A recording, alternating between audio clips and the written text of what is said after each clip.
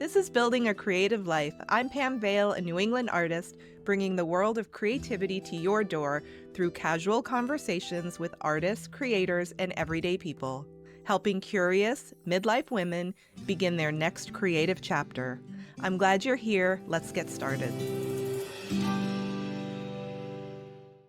Today's guest is someone whose work has helped countless people put their stories on paper and their hearts back together.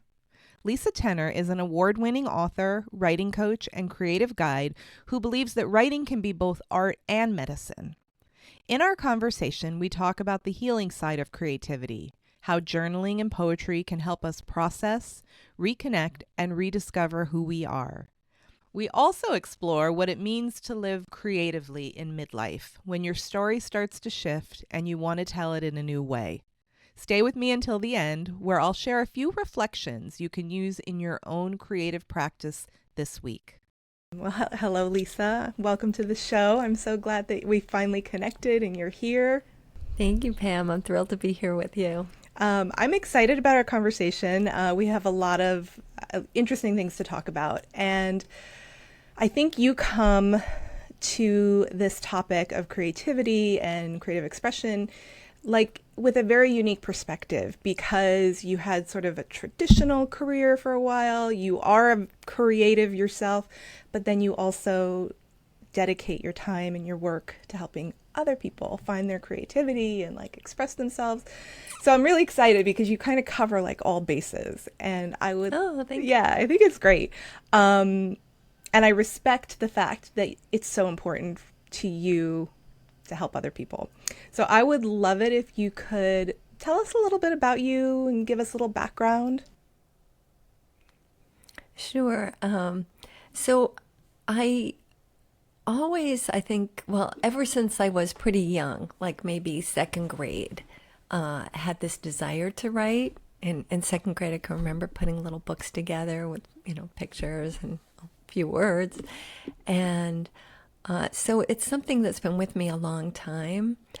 But I think, it took a while to kind of realize the path, right? And I took a lot of writing classes at MIT. I almost double majored in it until I realized I'd need to stay longer and pay more money. But I minored in writing there and had some incredible teachers. And and so writing stuck with me even during my years at first programming, which was not really my genius, and my zone of genius, and it was quite a struggle, actually, I would say. But during that time programming, some of the time I was teaching classes, which was something I loved doing. But it took me really most of my 20s to sort of find myself. And then I was an executive director of a nonprofit where I did get to do some writing. I was writing our fundraising letters and newsletters and annual reports, and could tell some stories there about our clients. And that was really rewarding. And along the way, I was taking poetry classes and kind of having a foot in the door of writing. But it was something I loved, but really didn't know how to bring it to fruition. And it was at that job, which was really a burnout job. I was there 10 years and burnt out, but also had some health issues that I think were part of the stress and burnout of the job, as well as the environment. I think it was a sick building, as they call it. But that led me on this path of healing, and creativity, of course, is often such a big part of our healing. And I was journaling during that time, and I think journaling really provided insights into the healing as well as a creative outlet, and led me to the idea for my first book, which was published by Health Communications. And once that book was published, and I also was having a baby and realized, there was no way I was going to work in that nonprofit arena once I had a child. So it kind of came together that I was, that book got published, and I was on this path of figuring out what next, and realized, well, that book was about transforming anger. I didn't really want to work with people's anger, as I realized what that was like. But I did want to work with people's creativity, and I got this sort of download in a yoga class about teaching people the creative framework that I used when writing that helped me get into creative flow. And I would say so much of my work has stemmed from that. People have come to me because they want to write books. And so I have a lot of expertise in that area, book proposals, writing a whole book, writing the right book that really matches your vision. But there's also this piece about how do we access our most inspired material? How do we really find our voice and free our voice? And so that's been a big part of my life as a teacher and as a book coach. And there's so much in there. Oh my God. Okay, so I guess like the first thing I would love to talk about or kind of go back to is your journaling. And you talked about as a young person and journaling, even, throughout now. And I know that journaling is kind of like a buzzword or like a trendy word. And a lot of people that I speak with are at the very beginning stages of finding their creativity or finding their voice, or maybe revisiting something that was shut down at some point, and they don't know what that means. Like, they might read something like The Artist's Way and they know about morning pages, or there might be some kind of formula. But if you could talk a little bit about journaling specifically and like how that's changed things in your life, or how simple or complex it can be. Yeah, I'd love to. So I think, there's a lot of research about how journaling can help us heal and help us just be happier. And I actually have a free resource about the ways journaling can help us in different ways to journal. So I'll be happy to share a link with your listeners. But what I'll say is, there are all these different ways to journal, and I've tried a lot of them. And one is just, of course, writing in a blank journal and writing whatever comes to mind, right? Whatever you're grappling with at the moment. And that's a very valid way to journal. But for some people, that's hard.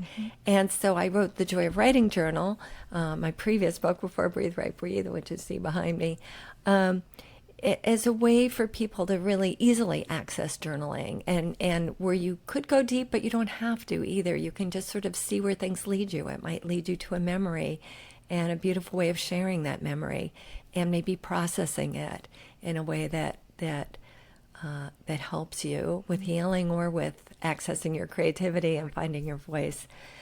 So I think prompts journals are really valuable and fun. And then there's gratitude journals, right? Just journaling about what you're grateful for. And it can really improve our mood to do that. And it can also help us see the things in our everyday life that are working. I think there's maybe a human propensity to look at what's not working. And, we're on the defensive. We've got to solve problems. We got to fix things. And that gratitude practice really puts us in a very different space of appreciating what's around us. There's so much beauty, even in this world full of problems. There's so much beauty, so much love. And the more we focus on that, the more we bring it into our lives, and the more it informs our lives. And so that is an incredibly valuable practice. And not doing it in a Pollyanna way, right, where we're just trying to stay positive, override everything that's bothering us, but in a way that supports us. So when we do go to the harder material, this buoys us, right? And this gives us perspective so that we don't just drown in whatever painful experiences we have. And one thing I've noticed too is, like, if I have a fight with my husband and then I journal, in the end, I feel so grateful for that conflict we had, because it's brought me back to myself. And whatever is going on with him, right, is projection. I mean, that's what we do in our relationships. And we're there to help each other heal in a way, right? We sort of show each other the shadow, the sides that we haven't yet really integrated or even acknowledged. And so, the people in our closest relationships are really offering us that opportunity to go deeper with aspects of ourselves that we've maybe not wanted to own or listen to or acknowledge. So journaling, can be a wonderful tool when you're in the midst of a conflict and step away, right? Rather than just, just contributing more fuel to the fire and harming a relationship, right? Kind of poisoning the relationship, maybe at its worst. We can step back and see what's really going on inside. And usually it's not so much to do with that person, but something that triggered us. And there's deeper wisdom when we journal about it.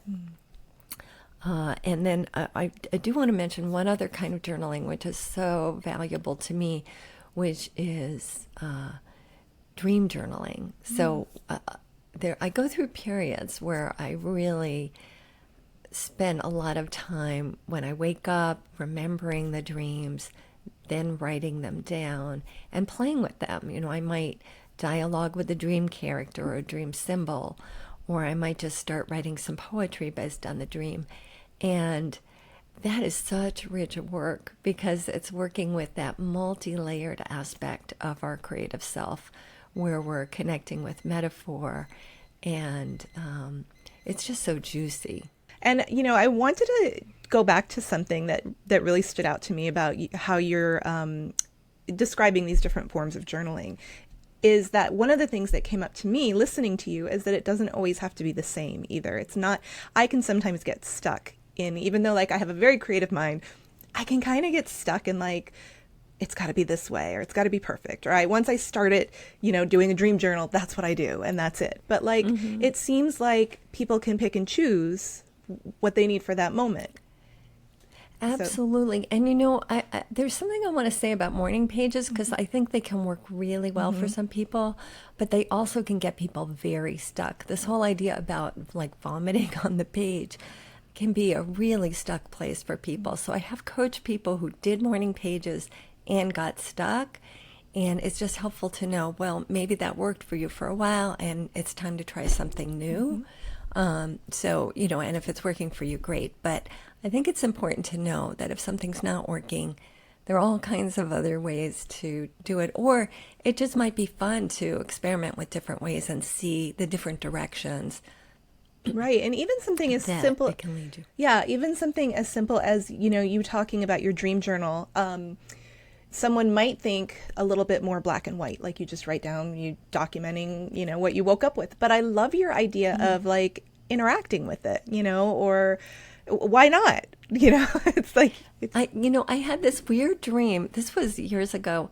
And there was one of the main characters symbols in the dream was this boiler. It was like a big industrial space and like a boiler engine or boiler room.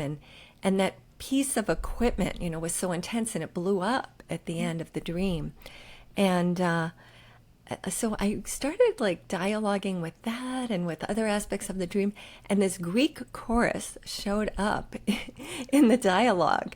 And that was really kind of wild. It was almost like a weird opera or something.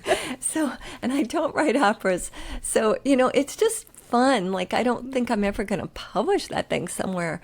But it was really a delightful journey and experiment. So, that's another thing, is the journal is a place to experiment and have fun and play. And I think a lot of times as writers, we might get stuck in that feeling of, well, who am I writing for? And, there is so much instruction about that, right? And it can be useful if you're writing a book that you want to later sell, is really understanding your audience. But we need places to write for ourselves, write for healing, write for the delight of it, and not worrying about how it's going to be received. And so I think the journal is such a place for that. Right, and you don't have to show anybody. Yeah, that's right. It's a private place. And you mentioned a little bit about poetry, and I think that sometimes poetry can be looked at as some, I don't know, like lofty, inaccessible thing for like super creative people that are very expressive, and and I think that there's another side to that. And I would love if you could talk. I know it's part of your practice, and I would love if you could talk a little bit about poetry and how that works in your creativity. Yeah, I'd love to actually, because you know, my books to date have been either self-help, The Ultimate Guide to Transforming Anger, and you know, two books that are more about writing and creativity, so nonfiction. And I'm working now on a book of poetry. And, you know, that really is a labor of love, right? Because poetry, there's not, in general, a huge audience for poetry. And for a long time, you know, when I wrote as a young person, poetry was really maybe the most essential writing that I wrote, right? It got to these deep places and it came very naturally, and it took me to these ecstatic places. It healed me, and that's still the case. But but over the years, because poetry is so devalued in our culture, and as a book coach, you know, here I was working in this realm of nonfiction. When people would tell me they were writing poetry, there was a part of me I eventually noticed that was like dismissing it, you know. Oh, well, I don't help people with that, you know, and kind of thinking in my mind like, oh, that's not commercially viable, you know, like as if that's the ultimate, right? Is this commercially viable? And you know, and it was kind of shocking to me to realize, oh wow, I've really internalized this this prejudice against poetry and poets. Poets are so closely connected to prophets, aren't they? Or can be. You know, they say things that we as a culture are wanting to run away from, right? And they explore emotions and they explore things in a non-linear way. And that's so antithetical to this, you know, hierarchical, patriarchal culture we live in. And it's so freeing. It's so freeing. And the academics, not to besmirch them, but the academics do not have a monopoly on poetry. Poetry is of the people, right? And so I would encourage people, take back poetry for yourself, because poetry doesn't have to be academic. You know, I went to a writers conference and I was actually one of the faculty on the conference, but then I also took some workshops there. And this one poetry critic that was teaching a workshop said, well, you have to be part of the current conversation in poetry, you know, and that there's this current conversation, you need to be part of it. And I can see the value of being part of the conversation and community, but that's just not true, right? Some of the best ideas come from being in conversation with oneself, being in conversation with aspects of oneself, being in conversation with the divine, right? Or with nature. And that might not be part of the current conversation. And academic poetry, I find, is often obtuse. It's often very depressing and doesn't necessarily, for me, offer much of a lifeline to that healing access that for me is so central to my poetry and the poetry that I love to read. And that doesn't mean that poetry can't go to deep, dark places, but for me, I like poems that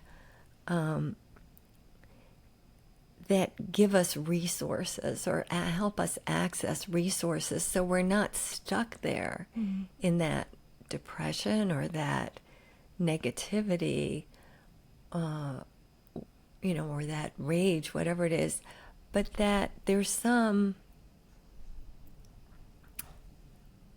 energy in it that brings us to a new understanding, brings us to something uplifting. It doesn't mean the whole poem has to wrap things up and fix what's wrong, right? But it gets us in touch with something that's bigger than ourselves and that offers, whether it's hope or a healing a healing direction, right, or a new perspective. Maybe insight just on For me, yeah, there's got to be something like that. And so, you know, if you're going to write poetry, just play and experiment and read things that delight you. You know, you don't have to read what's in the New Yorker. No offense to the New Yorker, but there's lots of poetry available. Yeah, there's lots of poetry available, and yeah, and some of it's going to really resonate for you, and some won't. So, you know, ask your friends what they're reading, or, you know, play online. Substack now has quite a bit of poetry on it, so just play around and see what you find. I love, you know, going back to older poets, but I love E. Cummings because he is so playful, and there's so much delight with language, and there's I love there's certain rhythmic sense to his poetry too. I love this poem, "All in Green Went My Love Riding." I think it's on a something horse into the silver dawn. Now I can't remember. "Four green hounds crouched low and smiling, my heart went before." It's just so poetic, I guess. But, you know, there's something about the words and the rhythm and it just like carries me along in a way that it's like a song. It's so deep, and it's not necessarily a conscious thing, right? It's like it gives me an experience that in itself is just so nourishing. So what am I trying to say? You know, I guess just poetry can be so many things to different people, and just play with it. And your poems may not rhyme, they may be more narrative, they may be playful, you know, or they may go to deep dark places, and that's good too. But just play and see what happens. And it can be both sides, I think. You know, listening to you speak about this, like poetry can be your creative expression tied to poetry, can be you writing poetry, but it could also be you reading poetry, or you going and seeing performative poetry, or listening to audio. You know, just because one form or one poet or one style didn't resonate, one of the things I love to share with people is like, you take the one nugget and then there's like all these offshoots. So yeah, maybe you don't want to write poetry, you know, maybe find something you want to read or listen to, or, you know, seeing something visually or performative in person too can be a totally different experience, you know. So it can, yeah, good or bad. Actually, yeah, that's true. That's true. You might want to do a little research before you listen, but, you know, maybe not. Like sometimes it's nice to be surprised. I'm doing a year-long mentorship with a poet, Nadia Colburn, and when she reads her poems, there's just a whole other level to it. So, you know, I've had twice now at the Omega Institute, had the pleasure of attending a reading she did, and it's just, you feel levels of the poem that you might not get when you're reading it alone. So I do encourage people, and, you know, listening online is one level, but in person, it can be incredibly powerful. There's something about just being in the body, in a room with other bodies. You know, I think online has its place and it's a wonderful resource, but don't forget to go out and do some of these things in person, because that feeds the creative soul in ways that that online can't. Right. And there's like a creative energy too. I find for me, sometimes even with things like music, you know, it might not be something I want to listen to, but then you see somebody perform it and it's completely different. Or theater, you know, there might be something that's not going to resonate when you listen to the soundtrack, but then you see somebody perform it. Or even a big genre like opera, you know, I might not want to listen to that, but to go see a performance, you know, it's a completely different experience creatively, and fuels you creatively differently. Yeah, absolutely. Definitely. I know that your practice involves a lot of holistic modalities or components, and I would love if you could talk a little bit about that and share how that informs your creative practice. Yeah, I'd be happy to. Um, so, I don't know, maybe 8 years ago, I started practicing Qigong with someone who was local at the time, Leah Franklin.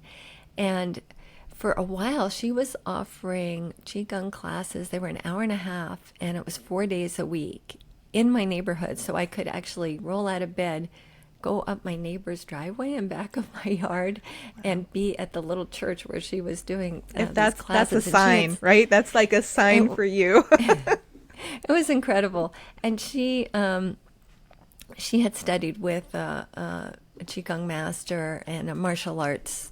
He, won all these international martial arts awards, and so it was a really beautiful practice. And I would find that we'd start doing this Qigong, and then the ideas would just flow. And it would be something she said sometimes that triggered ideas. Sometimes it was just the movement. And I'd find myself like looking for a place to write it down, because I didn't really think to bring a journal with me, even the many times this happened. So I'd be looking for a piece of paper and a pen in this church room, and just, jot down some ideas. And that turned into this book, Breathe, Write, Breathe, 18 Energizing Practices to Spark Your Writing and Free Your Voice. And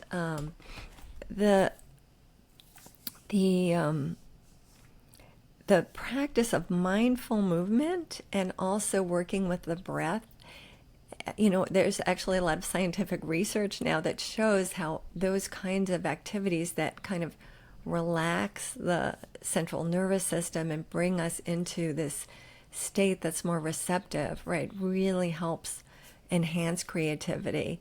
And so I, started writing down both these stories that connected to creative flow and writing, and also pairing them with practices. And many are Qigong practices. I also, back when I worked in that burnout job, which was a very rewarding job too, as a nonprofit director, I studied polarity therapy, which actually helped me heal. What is that? That was a really interesting type of, it was really the first holistic healing I was exposed to, and very, very powerful.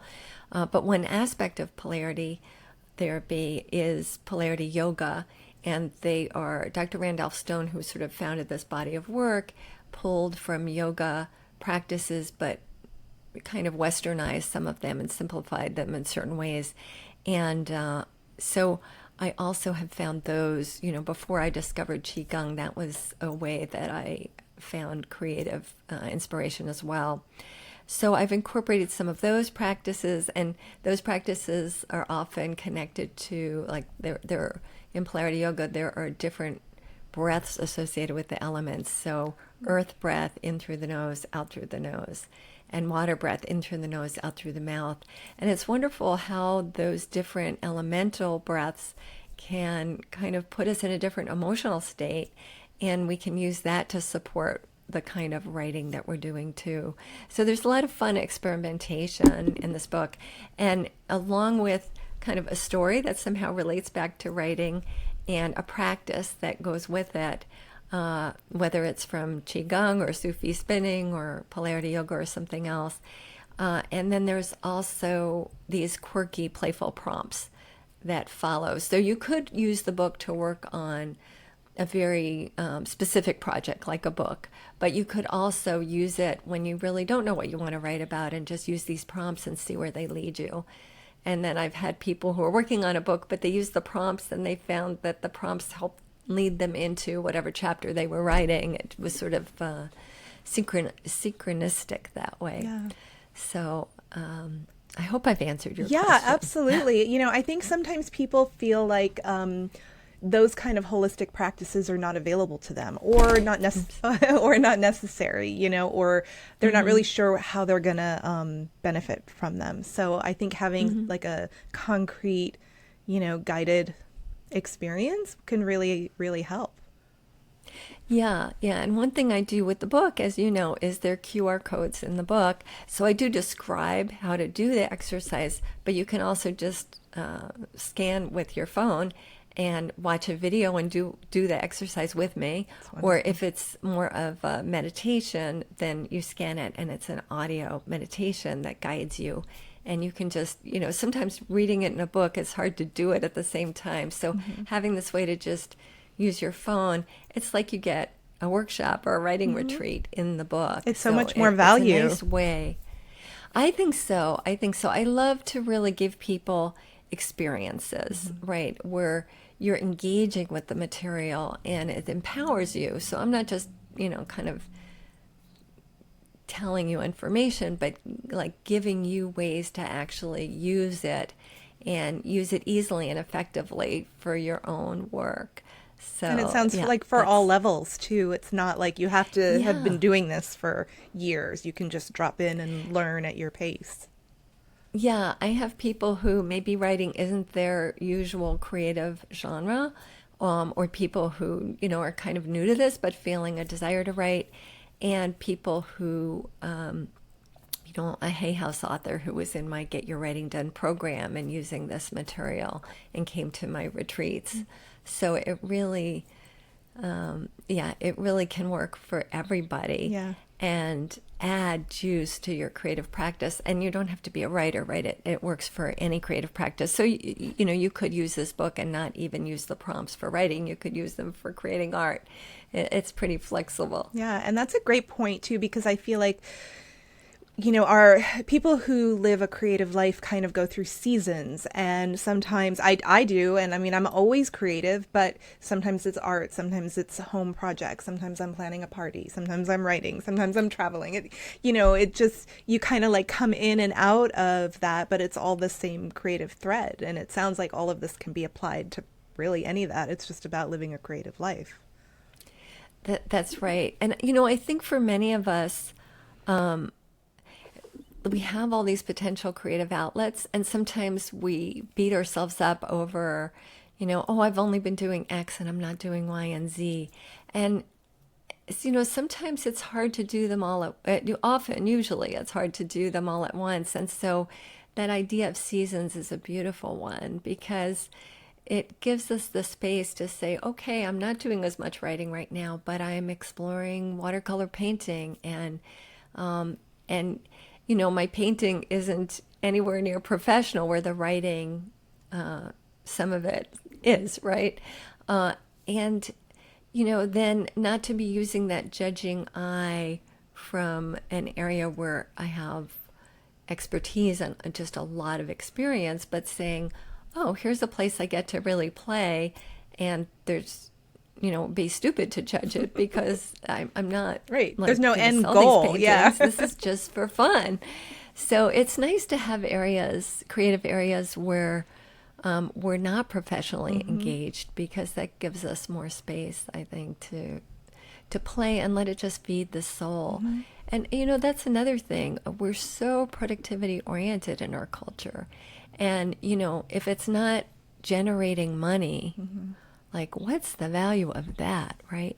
And I've even seen myself sometimes, have that question, and then I'm like, where did that come from?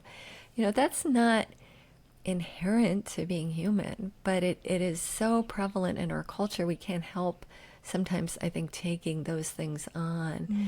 So just doing those activities for the fun of it is a rebellious act and a way of taking back our power. It is. It's so funny you say that because I just wrote something or started a draft last night about like defining success as an artist for me personally, and like financially where it is or what I'm outputting or what I'm doing with my art, and it's very eye-opening and how ingrained it is in us. And the other really interesting thing is that pretty much every professional artist that I talk to or that I've interviewed for this podcast has said they always have a project going that's just for them. So even if they are generating income with their art, they always have something that nobody sees, that it's that play, it's that no expectations, it's it's just for them. And it feeds the other stuff. Mm-hmm. Which I thought was interesting that everybody said that. Yeah, that is. And it's interesting too, because I'm listening to you thinking, well, do I have a project going right now that's like that? And I guess there is, because I don't do it every day, but as part of my Qigong practice, I often end up doing this one meditation that my teacher taught us. And now my teacher is Robert Peng, P-E-N-G, and he is, and I just want to, acknowledge him because he is such an amazing being. He's from China originally, and studied with a great Qigong master as a child. And has such a loving presence. And, it's all, he says, like, the most important thing, easy, relaxed smile. So, have fun. And I think that's so simple. He says about the Qigong practice, but I think it's so good for a creative practice too. But anyway, that was a side note. But getting back to what you said about having a project, I think for me, like, one thing I do is in the mornings after this particular Qigong practice is sort of singing these blessings to all of nature, right? Thanking the trees and blessing them. And yeah, just this gratitude practice. And because it's singing, it is naturally creative, right? I don't know what I'm going to sing, and I don't know how it's going to sound. And no person besides myself is hearing it, although I do feel like nature receives it, right? And so I think that might qualify. Yeah, I think so. And I know you gave us some background on your Breathe, Write, Breathe book, and I would love it if you can talk a little bit about your other books. I'll put all your contact information in the show notes so everybody can find you and your books and all of that. But I would love if you could just, share some of the other resources that you provide that people can come to you for. Yeah. Oh, thank you. Yeah. Let's see. Just put in my... so the Joy of Writing Journal was my first official writing book. I wrote some other stuff that ended up being course material instead of a physical book, although there was a PDF. But this is it really came to fruition during COVID, where I got the idea. I was in the midst of this book, and then this idea came up, and it said me first. And I think there was an urgency, like people need journaling and they need community. And I think often with journaling, you don't feel community, but somehow the videos in this book, because it also uses the QR codes, help people connect to other people who are journaling or writing, and kind of not feel so alone in the practice, and not feel intimidated by a blank page, right? Because I have you, like, I'll give a prompt and have you make a list of 5 things or 10 things from the prompt, and then choose one to write about. So it makes it easy, really easy to journal, right? Because not only do you have a prompt, but you can choose from a bunch of things that you then listed, and one of them's going to inspire you because you made that list. So it's very easy access, I think, and a lot of fun. And a lot of people have told me, people who kind of had stopped journaling or stopped writing, like, this got them back in. And if they were wanting to write a book, it got them started. And so it's, it's kind of low bar, not low bar, but it's like just the entry point. No, is low easy, barrier to barrier, entry, yeah. right? It's just, easy. So, so I think it's a really fun book. A lot of people have gotten a copy for themselves, and then they bought a bunch for gifts to friends for the holidays, or they bought it for their book group to work through together, or their writing group. And I had, during Mental Health Month, which is in May, I guess, there was a whole school district, a large school district in Florida, where they bought it for all the guidance counselors, people that worked, school psychologists, people who worked in mental health, for the whole district, and they worked through it together. They'd have some Zoom calls. And so I when I heard about that, I said, oh, I'll give you guys a free Zoom workshop. Because they had bought so many copies of the book. So, that was kind of fun. So it's fun to see how people use these books. And I think Breathe, Write, Breathe is similar, where you can use it in a group of writers or start a group to support each other and yourselves, to have, some accountability, share, but you don't have to share everything, but find ways to, support your writing habit or your creative habit. So I think it's a beautiful gift, because I think people are looking for experience gifts or things that are, useful. And what a lovely thing to help somebody start. Yeah, thank you. Yeah. Yeah. So ways people can work with me is I do have a group called Get Your Writing Done, which, I've thought about rebranding as Bring Your Book to Life, because most of the people in the group are working on books, mostly nonfiction books, but a variety of things. And really the idea is we do some of these really simple mindful movement and breathing practices.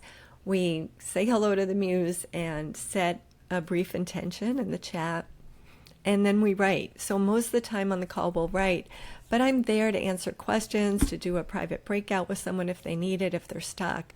And also there's a ton of course material, all my course materials for my book writing courses, even book proposal courses.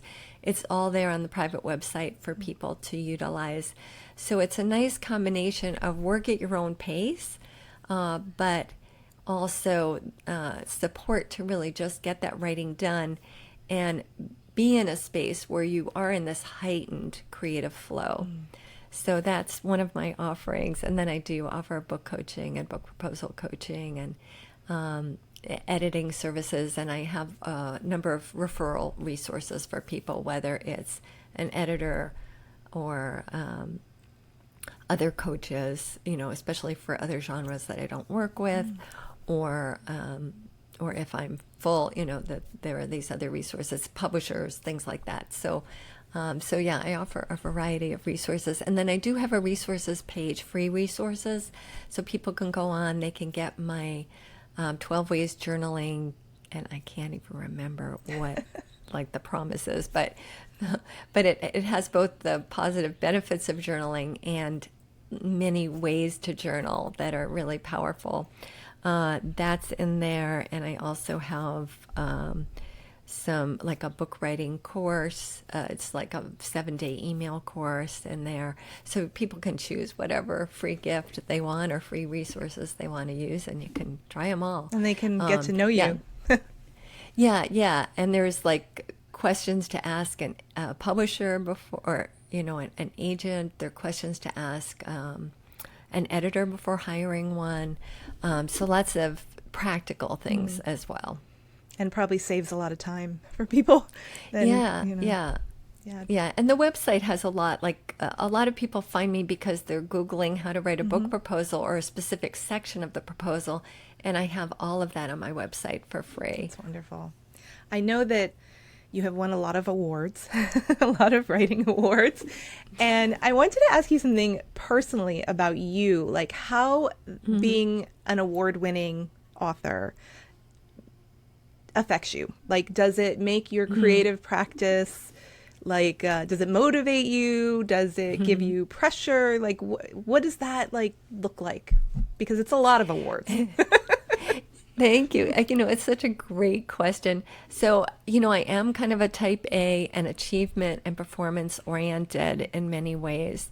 And some of that may be my astrology. Some of it may be more, the cultural impact, right, of needing that or wanting that stamp of approval.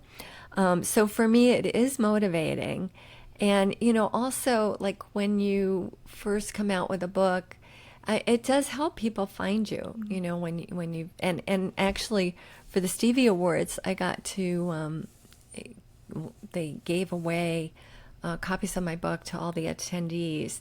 And so I got to sign those books and hear about, I've always wanted to write a book, and, hear about people's stories, or I'm going to give this book to my daughter who loves to write. and I really want to encourage her. So, that was a really special experience that I wouldn't have had without the award. And I also got to be the keynote for the Living Now Book Awards, and share how you can leverage awards to, because you can win an award and nobody hears about it, right? So, it is helpful to get the word out because you want more readers. So how to leverage those awards.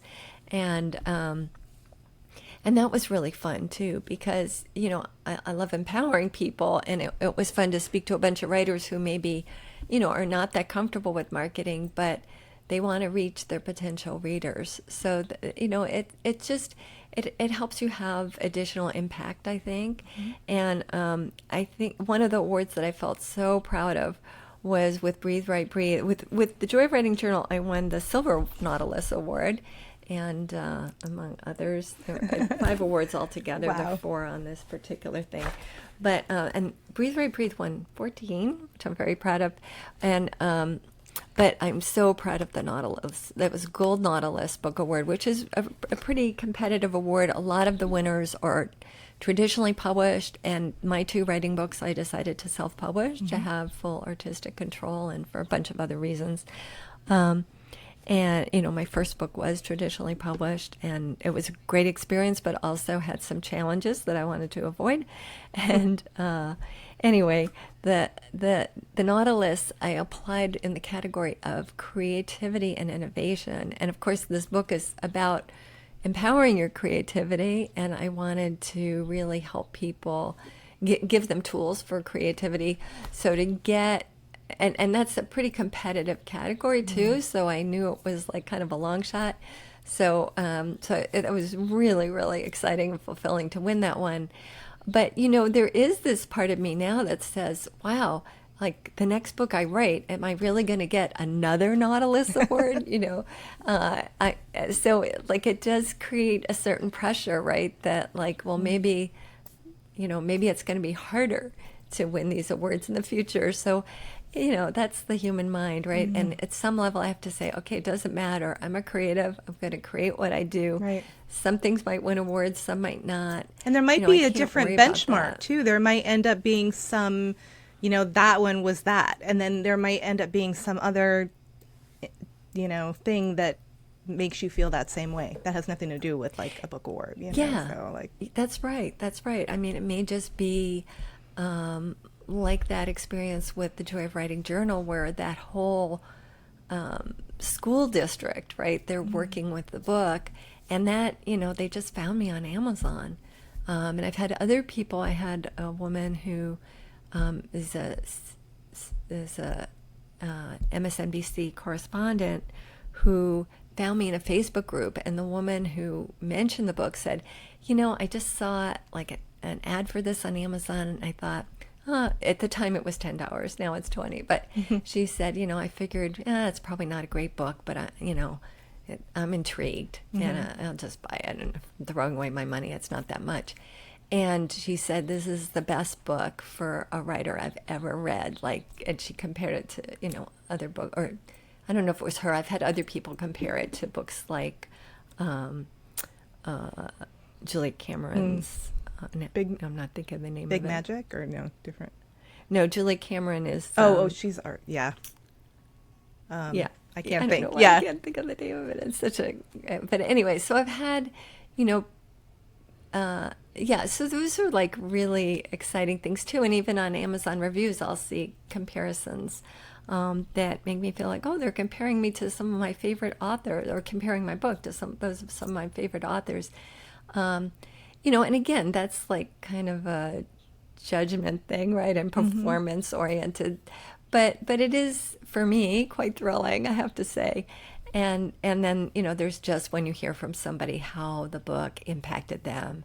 And that is powerful in a much more personal way, right? Just, wow, that book really inspired somebody else's writing, and it gave somebody courage, or it transformed their writing life. And I've had people in workshops come back and say, Wow, I bought the book at the workshop and I've used it since then, and I'm writing every day, and I've got a book now that's being edited, so it is really exciting to just hear that, right? Because that's really why you're writing the book, Mm-hmm. whatever your book is for what it's going to do for your readers. Absolutely. I have loved this conversation. You've given us a lot to think about. You have offered many resources that I will share with the listeners. And is there anything else that you want to share that we didn't cover at this time? Yeah, I would just say, self-doubt nags us all. And, it's a voice. One of the ways to calm that self-doubt is just to say thank you. Thank you for your concern, dear voice. And it's okay. I understand where you're coming from. You want to protect me, but I'm safe, right? And I think that's an important important voice to listen to, is the one that's able to not fight with the self-doubt, but able to just calm it a little bit, or maybe give it another job. Like, thank you so much. You know what? I'm going to need you when it's time to edit my book. So stay tuned, but I don't need you at this point. At this point, I need freedom. And when it's time to edit, there'll be a job for you. So that can be helpful. But really, if you have the passion, you have the interest, just explore. And don't worry so much about how it's going to be received. Just have fun. Because if you're having fun, your reader will have fun. That's a great advice. It's also, your first point is very timely for me because I am currently re-listening to the first couple chapters of The Untethered Soul. And it's all about your inner voice and your inner roommate and what to do about it. And it's just very, very appropriate timing for me to hear you say that. That's such a beautiful book. It is a beautiful book. And it was suggested to me to go back and listen to those first 2 chapters. So that's what I'm doing.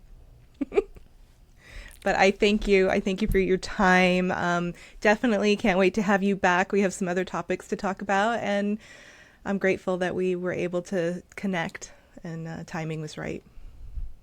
Me too. Thank you, Pam. Thank you. When I think back on my conversation with Lisa, what stands out most is how gentle the creative process really is when we stop trying to control it. It's easy to think creativity is something we do when really it's something we allow. Lisa reminded me that journaling, poetry, and any form of self-expression work best when we make space for them, when we stop editing, stop performing, and just let ourselves be curious. Sometimes the most creative act isn't writing something brilliant. It's sitting still long enough to hear what's ready to be said. If you've been feeling stuck or disconnected, maybe this is your invitation to pick up a pen. Don't worry about being poetic or profound. Just begin. Write what's true right now. What you see, what you feel, what you remember. As Lisa said, creative flow comes from trust, and trust builds with every small act of showing up. Living like an artist isn't about creating a masterpiece, it's about noticing. It's about bringing care and attention to the smallest moments and allowing them to shape you. So this week, follow the nudge. Open your journal and write what's real. And remember, you don't have to find the right words. The act of writing is the healing. Thank you so much for spending time with me today.